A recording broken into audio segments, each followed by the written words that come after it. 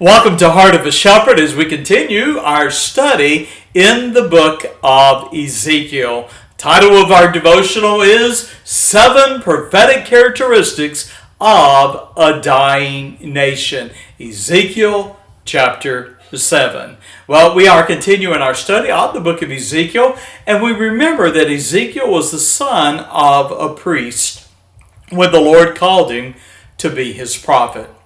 Now, he was among the first removed from Jerusalem before the fall of that city and was ordained to prophesy to the Jews of the Babylonian captivity. Now, the message to the children of Israel in Ezekiel 7 was one of doom and judgment. Indeed, the Jews living in Babylon were anxious for news of their friends and family left behind in Jerusalem. In some ways, Ezekiel acted as the Lord's reporter of the conditions and events occurring in Jerusalem. Well, consider with me in the first 4 verses what I would suggest is the warning to worshipers of idols. Now, with the words, "and the end is come," the fate of Israel and Judah was sealed in verse 2. And God's judgment was imminent. And Judah and Jerusalem would fall to Nebuchadnezzar's army. God's patience with the sins and abominations of his people was exhausted, for they provoked him to anger.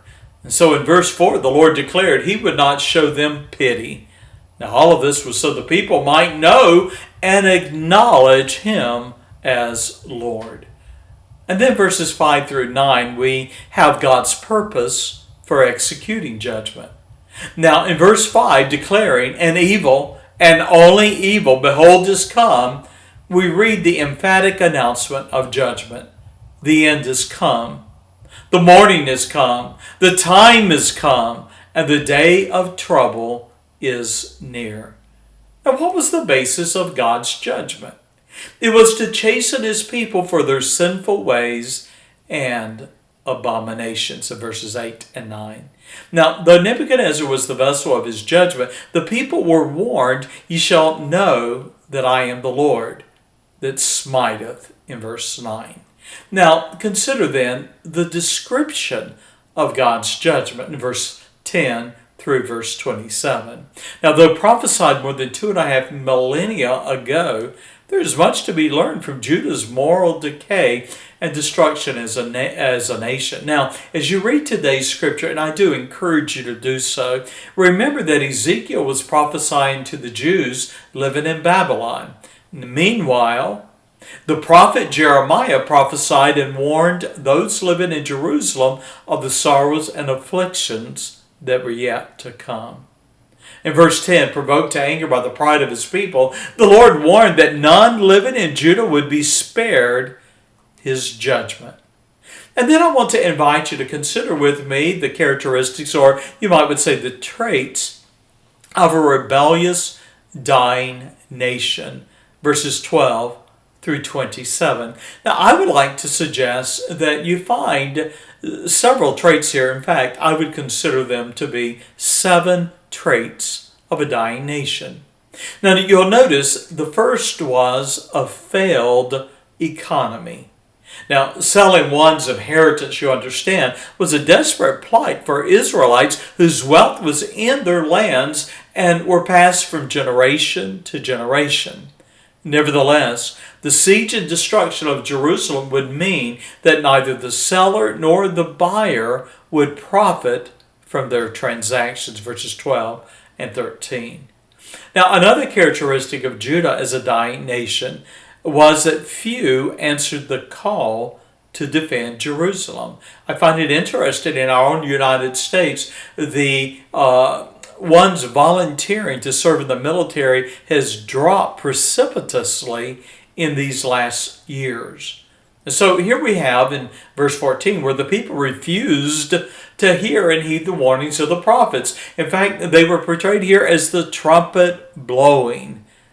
Despair reigned, as Ezekiel stated, "The sword is without, and the pestilence and the famine within. He that is in the field shall die with the sword, and he that is in the city, famine and pestilence shall devour him." verse 15. For Jerusalem, death was ever present, as the sword was symbolic of violence and war. Pestilence was sickness and disease, and famine was caused by failed crops and an inability to import food because of the siege. The third characteristic of a dying nation was portrayed in Judah's perpetual state of sorrow. For the moaning of the people sounded like the cooing of the doves of the valleys, we read in verse 16. And then also there was uncertainty and anxiety that was portrayed as physical weakness, as fear, sorrows, and shame overtook the nation, verse 16 and 18. Now, fourthly, the fourth sign of a dying nation was that the nation's currency failed. And now it was represented here as silver and gold. And in verse 19, it was not able to deliver them in the day of the wrath of the Lord. You'll notice also that there was a food shortage, according to verse 19, another evidence of failure, for there was a lack of provisions, quote, to fill their bowels. A fifth characteristic of a dying nation is when its wealth is plundered in the hands of strangers. Strangers are foreigners, non-citizens, as you find it in verse 21. In fact, we read verse 20 through 21 that the gold that adorned their women and decorated their shrines became spoils for the wicked. In fact, in verse 22, even the Lord's temple was plundered by robbers and defiled. The sixth characteristic of a dying nation is lawlessness. Now, it was identified after the Lord commanded Ezekiel in verse 23 to make a chain that symbolized captivity. In verse 23, you see Judah had become a land full of bloody crimes, and the city was full of violence. And finally, the final trait and the seventh trait of a dying nation was an invasion of strangers that were described as, verse 24, the worst of the heathen. In fact, it reminds me, some of you might remember that are in the United States, how President Trump said that the nations that are sending their people here are not sending their best, they're sending, many of them, their criminals. And so it was for Judah.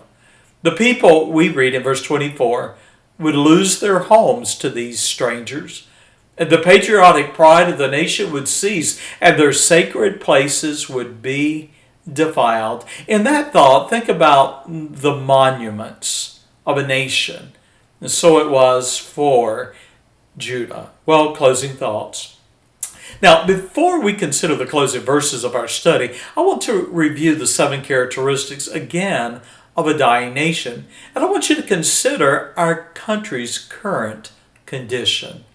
I believe the seven traits that we have found in this chapter are seen throughout the free world, particularly in the Western nations and in my own nation, the United States.